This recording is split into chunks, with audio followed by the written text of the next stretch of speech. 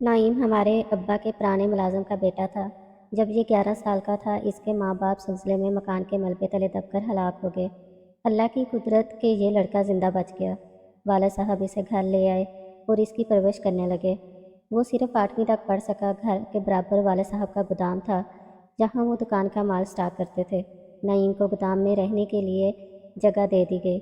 کھانا وہ ہمارے گھر سے کھاتا۔ گودام کی صفائی اور رکھوالی کے علاوہ گھر کا سودا سلف بھی اس کے ذمہ تھا۔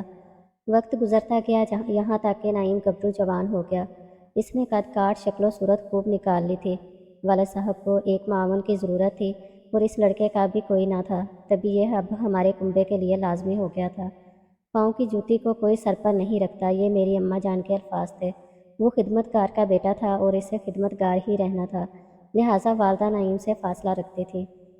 کہتی تھی میرے گھر میں بچیاں ہیں اور غیر لڑکے کو دہلیز سے باہر ہی کھڑا رکھوں گی، اسے گھر کے اندر آنے کی اجازت دینا غلط ہوگا۔ والد صاحب کو تاکید کر دی کہ اب اندر نہیں آئے گا، جوان ہو گیا ہے، جو کام ہوگا اس کو باہر سے ہی بتا دیں گے اور کھانا بھی ڈیوڑی میں رکھ کر دیں گے۔ اٹھا لے گا اور برتن واپس ڈیوڑی میں دھر کر دستک دے گا تو ہم خود بعد میں اٹھا لیں گے۔ والد صاحب نعیم سے پیار کرتے تھے لیکن والدہ کی منشا رضا کو بھی ملحوظ خاطر رکھنا ضروری تھا۔ بس جیسا اماں نے کہا ویسا ہی کیا، تاہم کبھی کبھار ہم کو اس لڑکے کی ضرورت پڑ جاتی تھی۔ جب کبھی بھاری سامان ادھر سے ادھر کرنا ہوتا، چھت کے جالے صاف کرانے ہوتے یا پھر کوئی سوئچ وغیرہ درست کرانا پڑتا، امی نعیم کو گھر کے اندر بلاتی لیکن باجی کو منع کرتی کہ تم نے اس لڑکے کے ساتھ زیادہ بات نہیں کرنی۔ باجی بھی ایک کائیں تھی، امی کی نظر چوکتی تو نعیم سے باتیں کرنے لگتی۔ وہ ماں کی بات نہ مانتی، ماں کو غصہ آ جاتا اور اکیلے میں سمجھاتی غیر لڑکوں سے زیادہ بات نہیں کرتے، تم اس سے پردہ کیا کرو۔ باجی سمینہ ان دنوں FA میں تھیں۔ امی جان بیمار ہو گئی اور یہ بیماری جان لیوا ثابت ہوئی۔ بلڈ پریشر کے باعث والدہ کے گردے خراب ہو گئے اور کچھ دن بیمار رہ کر وہ اللہ کو پیاری ہو گئی۔ ہمارے لیے یہ صدمہ جان کا تھا۔ میں تب 7ویں میں پڑھ رہی تھی۔ امی کی کمی باجی کی باہوں میں خود کو چھپا کر پوری کرنے کی کوشش کرتی۔ وہ بھی سمجھدار تھی، مجھ کو بہت پیار کرتی، یوں بڑی بہن کے شانے سے لا کر غم آدھا رہ جاتا تھا۔ FA کے پیپرز دینے کے بعد میری یہ بہن گھر بیٹھ گئی۔ چھوٹے بہن بھائی سنبھالنے کی خاطر قربانی دی تو ہم بھی اپنی بہن پر انحصار کرنے لگے اور ان کو بڑا سمجھنے لگے۔ وہ کھانا پکاتی، ہمارے کپڑے دھو کر استری کرتی اور ہم کو تیار کر کے اسکول بھیجتی۔ اپنے والد کی بھی خدمت کرتی۔ لگتا تھا کہ ماں کا خلا باجی کے پیار نے پر کر دیا ہے، ورنہ تو شاید ہم کو والدہ کی محرومی ختم کر دیتی۔ 8ویں میں ہوش سنبھال لیا تو اپنی اس محسن بہن کو کسی اور کھیل میں الجھا ہوا پایا۔ والد صبح کام پر نکل جاتے اور رات گئے لوٹتے۔ میں اور آسیہ اسکول چلی جاتی، ہمارا بھائی بھی پڑھنے چلا جاتا۔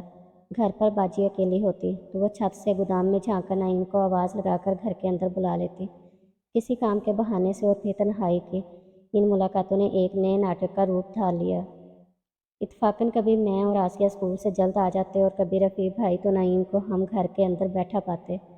شروع میں دھیان نہ دیا، رفتہ رفتہ میرے دل میں عجب وسوسے سر اٹھانے لگے کہ یہ روز کیوں گھر میں ہوتا ہے، جبکہ امی ہمیشہ باجی کو منع کرتی تھی کہ اس کے سامنے نہ جایا کرو، اس کے ساتھ زیادہ بات نہ کیا کرو۔ نعیم کا اس طرح ہر وقت موجود رہنا ہم کو ناگوار گزرنے لگا۔ جب ہم نہ سمجھ تھے کسی بات کو خیال میں نہ لاتے تھے، جوں جوں عقل آئی کہ نعیم کو باجی کے ساتھ بے تکلفی سے گفتگو کرتا پا کر دم گھٹتا ہوا محسوس ہونے لگا۔ ہم جانتے تھے کہ وہ رشتہ دار نہیں ہے، ہمارا ملازم ہے۔ کبھی امی ابو نے اسے ہم لوگوں کے درمیان گھلنے ملنے نہ دیا تھا۔ اس کی حیثیت ہمیشہ نوکر کی سی تھی۔ بھائی ہم دونوں بہنوں سے چھوٹا تھا، میں ہی بڑی تھی، تبھی زیادہ تفکر مجھ کو ہوا۔ ابا کی وجہ سے چپ تھی کہ ان کو دکھ نہ پہنچ جائے، لیکن باجی کے لچھن دیکھ کر دل جل کے خاک ہو جاتا تھا۔ پہلے باجی ہمارا بہت خیال رکھتی تھی لیکن اب نعیم کی خاطر ہم کو بری طرح نظر انداز کرنے لگی تھی۔ جب وہ ہوتا خوب اس کی خاطر تواضع کرتی، اچھا کھانے کو دیتی اور ہم کو ڈانٹتی ڈپٹتی تھی کہ ٹھہر جو، بھوک سے مرے تو نہیں جا رہے۔ وہ نعیم کو ترنا والے کھانے کو دیتی اور ہم بیٹھے منہ ٹکا کرتے۔ باجی کے اسی رویے نے ہم تینوں کو ان کے خلاف کر دیا۔ جب میں 9ویں میں تھی زیادہ الجھاؤ میں رہنے لگی اور ایک روز جرأت کر کے بہن کو جتلا بھی دیا کہ باجی دیکھو تم جو کر رہی ہو ٹھیک نہیں ہے، باز آ جاؤ ورنہ ابا سے کہہ دوں گی، اس نوکر ذات کو تم گھر میں مت بٹھایا کرو اور عمدہ کھانے بھی پیش نہ کیا کرو، ورنہ یہ اپنی اوقات سے باہر آ جائے گا تو ہم سب کے لیے مصیبت بن جائے گا۔ باجی نے اس دن مجھے بہت لعن طعن کی کہ افسوس ہے تمہاری سوچ پر، پڑھ لکھ کر جاہل رہ گئی ہو۔ کیا ہمارا مذہب اس بات کا درس نہیں دیتا کہ امیر غریب سبھی انسان برابر ہوتے ہیں، اور تم مجھے غرور سکھا رہی ہو؟ نعیم نوکر ہے تو کیا ہوا ہے، تو ہماری طرح کا انسان، اتنی حقارت اچھی نہیں۔ میں حقارت نہیں کر رہی باجی، بلکہ آپ کو احتیاط سے کام لینے کا کہہ رہی ہوں۔ ابا کی لا علمی میں کیوں اس غیر آدمی کو گھر کے اندر بٹھاتی ہو، جبکہ اماں بھی فاصلہ رکھتی تھی اور اس کو گھر میں نہیں گھسنے دیتی تھی۔ اپنا نہیں تو اپنی بہنوں کا خیال کر لو۔ یقیناً جب ابا کو اس بات کا علم ہوگا تو وہ بہت ناراض ہوں گے اور کبھی نہ کبھی تو ان کو علم ہو ہی جائے گا۔ باجی پر میری تنبیہ کا کوئی اثر نہ ہوتا۔ ہم تو یوں بھی مجبور تھے کہ چھوٹے تھے، ہم کو اور گھر کو وہی سنبھالتی تھی، لیکن اب جب کہ میں اچھا برا سمجھنے لگی تھی تو کیسے چپ رہتی۔ میں نے بھی کہہ دیا، اگر باز نہ آئی تو سب کچھ ابا سے کہہ دوں گی، پھر تم کو ماریں یا گھر سے نکالیں، میں نہیں ذمہ دار۔ لیکن اب مجھ سے اور زیادہ کچھ برداشت نہ ہوگا۔ جب دیکھا کہ میرے تیور کڑے ہیں، آپے سے باہر ہو گئی، جوتا اٹھا کر مارنے لگی۔ اس پر تو میرے دل میں جیسے آگ کی بھڑک اٹھی۔ پہلے تو میں ان کو محض ڈرا رہی تھی، اب قسم کھائی کہ جو ہو سو ہو، ابا سے ضرور ان کی شکایت کروں گی۔ شام کو ابا آئے، میرا منہ سوجا ہوا تھا، آنکھیں سرخ ہو رہی تھیں۔ انہوں نے پیار سے پوچھا، ہماری بیٹی کو کیا ہوا ہے، کیوں آنکھیں سوجی ہوئی ہیں؟ میں تو بس پھٹ پڑی اور جذبات میں آ کر ابا کو بتا دیا کہ باجی روز نعیم کو بلا کر بٹھا لیتی ہیں، اسے کچن میں بٹھا کر گرم گرم کھانے پیش کرتی ہیں۔ ہم تو اسکول ہوتے ہیں، جب آتے ہیں یہ موجود ہوتا ہے۔ یہی بات مجھے اچھی نہیں لگتی۔ اب نعیم جائے گا یا پھر میں اس گھر میں نہیں رہوں گی۔ کہنے کو تو یہ سب کہہ گئی، لیکن ابا کی طرف نہ دیکھا کہ وہ تو بس تیورا کر رہ گئے تھے۔ اسی وقت گھر سے نکل کر گودام کی طرف گئے اور نعیم سے کہا کہ 1 منٹ میں یہاں سے دفع ہو جاؤ اور پھر کبھی اپنی شکل مجھے مت دکھانا۔ جس تھالی میں کھاتے ہو اسی میں چھینک کرتے ہو۔ نہ جانے کیوں کر انہوں نے خود پر قابو پایا، جو کہ نعیم کو جانے دیا، ورنہ اتنے غصے میں تھے کہ خود میں ڈر گئی تھی کہ کہیں اس کا خون نہ کر دیں۔ نعیم اس وقت چلا گیا، خدا جانے کہاں۔ میں اب پچھتائی کہ جلد بازی میں ابا کو بتا کر باجی کی بے قدری کرا دی تھی۔ جیسی بھی تھیں، ہم کو تو محبت دے رہی تھیں، دیکھ بھال اور ہمارے سارے کام کرتی تھیں۔ تعلیم ہماری خاطر چھوڑ دی، اتنی قربانی دی تاکہ ابا کہیں دوسری شادی کر کے سوتیلی ماں نہ لابھ اٹھائیں۔ اب برے دنوں نے مجھے گھیرا۔ ابا کا بس نہ چلتا تھا کہ باجی کو کنویں میں دھکا دے دیتے اور وہ اٹھتے بیٹھتے مجھے کوستی کہ کم بخت بہن ہے کہ ڈائن مجھ سے میرے باپ کی شفقت اور محبت چھین لی ہے۔ ناگن میں تو ہر وقت تجھ پر نشاور ہوا کرتی تھی اور تو نے یہ صلہ دیا کہ مجھے باپ کی نظروں سے گرا دیا۔ نعیم سے باتیں ہی کرتی تھی، نہ کوئی غلط حرکت تو کرتے تو نہیں دیکھا تھا، پھر اتنی سی بات کو بڑھا چڑھا کر کیوں ابا سے جڑ دیا؟ میں بھی انسان ہوں، کہیں آتی جاتی نہیں، ہر وقت تم لوگوں کی سیوا کرتی رہتی ہوں۔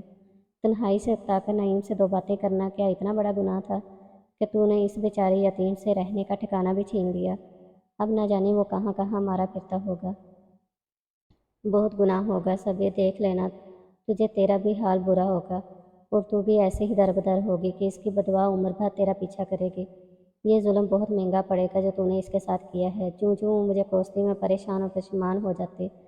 نعیم تو پھر پلٹ کر نہ آیا اور نہ اس کا کچھ اتا پتہ رہا۔ میں نے روتے پیٹتے BA کر لیا، تبھی ایک اچھا رشتہ آ گیا۔ ابا نے جھٹ پٹ میری شادی کر دی۔ باجی بیچاری ابھی تک قربانی کا بکرا بنی ہوئی تھی کہ ایک چھوٹی بہن اور بھائی باقی تھے جن کی دیکھ بھال انہیں کرنی تھی۔ کچھ رشتہ داروں نے میرے والد کو صلاح دی کہ اب تم دوسری شادی کر لو تاکہ گھر سنبھالنے والی آ جائے اور پھر تم سمینہ کی شادی کر دینا۔ والد بھی چاہتے تھے کہ باجی سمینہ کی شادی کر دیں، لیکن کوئی اچھا رشتہ نہیں مل رہا تھا اور وہ اسی کوشش میں تھے کہ ادھر بیٹی کے فرض سے سبکدوش ہوں تو پھر اپنی شادی کے بارے میں سوچیں۔ انسان سوچتا کیا ہے اور ہوتا کیا ہے۔ ابا کو کسی نے باجی کے لیے رشتہ بتایا، جس روز وہ لڑکا دیکھنے لاہور جا رہے تھے، توکی کے قریب ان کا ایکسیڈنٹ ہو گیا۔ وہ جاں پر نہ ہو سکے اور ہم کو تقدیر نے ایک اور زخم لگا دیا۔ میں تو اپنے گھر میں خوش و آباد تھی، لیکن اب بڑا مسئلہ میری باجی سمینہ، چھوٹی بہن اور بھائی کا تھا جو اکیلے نہ رہ سکتے تھے۔ عدنان بہت اچھے انسان تھے اور وہ مجھے بے حد چاہتے تھے۔ جب ان سے اپنے بھائی بہنوں کی مجبوری بتائی، بولے کہ ان سب کو یہاں لے آؤ اور اپنے پاس رکھ لو۔ میں نے کہا کہ ایسا درست نہ ہوگا، میرے والد صاحب کا ذاتی مکان ہے اور وہ اسی میں رہتے بھلے لگتے ہیں۔ مکان کو تالا لگ جائے گا اور لوگ بھی آپ کو یہی کہیں گے کہ بیوی کے رشتہ دار پال رہے ہو۔ بہتر یہ ہے کہ ہم ہی کچھ عرصہ ان کے پاس جا کر رہ لیتے ہیں، جب تک کوئی ایسا رشتہ باجی کے لیے نہیں مل جاتا کہ جس کو گھر داماد بنانے کی شرط قبول ہو۔ عدنان نے میری بات مان لی اور ہم اپنے گھر سے والد صاحب کے گھر منتقل ہو گئے۔ والد صاحب نے کافی رقم باجی اور رفیع کے نام کرائی ہوئی تھی، لہٰذا انہیں خرچے کی تنگی تو نہ تھی، لیکن تحفظ ضرور چاہیے تھا۔ باجی میرے اور عدنان کے ساتھ رہنے پر خوش تھیں کہ اب ان کو ڈر نہ لگتا تھا اور بہت سے مسائل سے بچ گئے تھے۔ عدنان ہر طرح سے میرے بھائی اور بہنوں کا خیال رکھتے تھے۔ میں البتہ والد کے گھر آ کر کچھ بے آرام ضرور ہوئی تھی کہ کیونکہ میرا اپنا گھر آرام اور راحت کا گہوارہ تھا، جہاں نوکر چاکر سبھی سہولیات میسر تھیں۔ अदनान की मुझसे मोहब्बत देखकर कोई मुझ पर रश्क करता था। वारी किस्मत बाजी के लिए अभी तक कोई मौजूद रिश्ता ना मिला, लेकिन छोटी बहन ने एफ ए कर लिया तो इसकी शादी अदनान ने अपनी बहन के बेटे से करा दी। रफ़ी ने भी 8वीं पास कर ली और इसका सिलेक्शन आर्मी की एकेडमी में हो गया और वो जेहलम चला गया। अब घर में बाजी, मैं और अदनान रह गए। मैंने बाजी से इसरार किया कि अब आप हमारे घर चल कर रहो, हम बहुत दिन आपके पास रह लिए। मेरा एक ये भी मकसद था कि वो मेरे मेहनमा घर में रहेंगी तो मेरे खावंद के स्टेटस के मुताबिक इनके लिए कोई अच्छा रिश्ता आ जाएगा। वाले साहब का घर तो एक मुतवस्सत तबके के रहायशी इलाके में बना हुआ था और इनकी वफ़ात के बाद इनका हवाला भी ना रहा था। रिश्तों में लोग ऐसी बातों को भी मद्देनज़र रखते हैं। बाजी मेरे घर मेरे साथ रहने लगी। हमारे साथ रहते हुए इनको एहसास हुआ कि मुझे तो दुनिया की दौलत मिल गई है। शोहर के प्यार का ख़जाना, अदनान की मोहब्बत मेरे लिए बड़ा सरमाया था, जिससे मेरा घर रश्के जन्नत था। वो दिल ही दिल में कुढ़ने लगी और मुझसे हसद करने लगी। कारें, बंगला, सर, जेवर सभी कुछ तो मेरे पास था। मैं शहजादियों की तरह रहने लगी। नौकर चाकर मेरे आगे पीछे हाथ जोड़े रहते थे। खुदा ताला ने मुझे 2 बेटों से भी नवाज दिया, लेकिन मेरी बहन के नसीब के फूल न खिले। कई बार रिश्ते की कोशिश हुई, लेकिन बात बनती और फिर टूट जाती। अल्लाह जाने क्या वजह थी, हालांकि मैं और अदनान खुलूस से दिल से चाहते थे कि बाजी समीना अब अपने घर की हो जाएं। इनकी शादी की उम्र निकली जाती थी। वही हुआ जिसका डर था। बहुत कोशिशों के बावजूद इनका रिश्ता ना हो सका और इनकी शादी की उम्र निकल गई। मैं तो खुश और मुतमईन अपने बच्चों के चहकारों में गुम थी, लेकिन मुझसे कई बरस बड़ी बहन तन्हाई की आग में झुलस रही थी। मुझे महसूस होने लगा कि जब मैं अब अदनान के करीब होती हूँ और हम प्यार और मोहब्बत से बात करते हैं तो बाजी खो सी जाती हैं। अब तो अक्सर वो हमको हंसते बोलते देखकर ठंडी आ भरती थी और इनके चेहरे का रंग ही बदल जाता था। तभी मुझे बाजी की ओर ज़्यादा फिक्र लगी और मैंने इनको खुश देखने की खातिर अदनान से कहा कि आप बच्चों और बाजी को लेकर सैर को चले जाया करें। तीसरे बच्चे की आमद थी, इस वजह से मेरी तबीयत ख़राब रहती थी और घर से बाहर निकलना मेरे लिए 2 बार हो रहा था। गर्मियों की छुट्टियां थीं। मैंने अदनान को मजबूर किया कि बच्चों को मरी की सैर करा लें। मैं नहीं जा सकती, बाजी को ले जाएं। उन्होंने बहुत कहा कि बगैर तुम्हारे सैर का क्या लुत्फ़ आएगा। मैं ना मानी। दरअसल तो मैं बाजी को खुश देखना चाहती थी, क्योंकि इन दिनों वो बहुत बुझी और उदास थी। इसी दिन से मेरी खुशियों ने मुझसे मुंह मोड़ लिया और मेरी बर्बादी का आगाज़ हुआ। शहर से वापसी पर मेरी बहन का मूड मिजाज कुछ और था और अदनान की नज़रें भी बदली बदली थी। वजह मेरी समझ में नहीं आई, क्योंकि इस रिश्ते को मैं शक व शुबा से बालातर समझती थी, जो मेरी बहन और मेरे शोहर के दरमियान था। अदनान ऐसे प्यार करने वाले शोहर जिस पर एक बीवी पूरा पूरा भरोसा कर सकती थी, जबकि बाजी ने तो मुझे बहुत प्यार दिया था। माँ के गुजर जाने के बाद इनकी यादों को इसी बहन की मोहब्बत ने भरा था। लेकिन आज ये क्या, दोनों ही मुझसे निगाहें मिलाते हुए शर्मा रहे थे। मैं हैरान और खामोश थी। तहम्मुल से काम लिया, खुद को समझा लिया कि सगी बहन पर शक व शुबा नाकाबिले माफ़ी जुर्म है। मामूल के कामों में लग गई, लेकिन बाजी के रंग ढंग बनाओ संगार से दिल को धड़का सा लग गया। खुदा जाने क्यों जी को बेसुकूनी खाई जा रहे थे। तीसरे बच्चे के जन्म दिन में अस्पताल थी। जब घर लौटी तो ये घर मेरा ना रहा था। अदनान ने माफ़ी मांगी और कहा, तुम्हारी बहन का कसूर है, मैंने तो कभी ऐसा सोचा ना था, लेकिन अब जो हो चुका है इसको बताए बगैर मेरे ज़मीर का बोझ हल्का ना होगा और बढ़ता जाएगा। उन्होंने जो कहा सुनकर सन्नाटे में रह गई। जिस कदर मातम करती कम था। कभी बहन की जानब देखती तो कभी शोहर की तरफ देखती। दुख तो ये था कि बाजी को अपने इस कबीह फेल पर कोई दुख, कोई शर्मिंदगी ना थी। दिल अदनान को धत्कारता था, फिर भी उन्हें छोड़ना ना चाहती थी कि 3 बच्चों की ज़िंदगी का सवाल था। लेकिन अखलाकी एतबार से अब मुझे इनके नकाम में रहना था, क्योंकि अब मेरा अपने शोहर से कोई नाता ना रहा था। मुझे इनका घर छोड़ना ही पड़ा।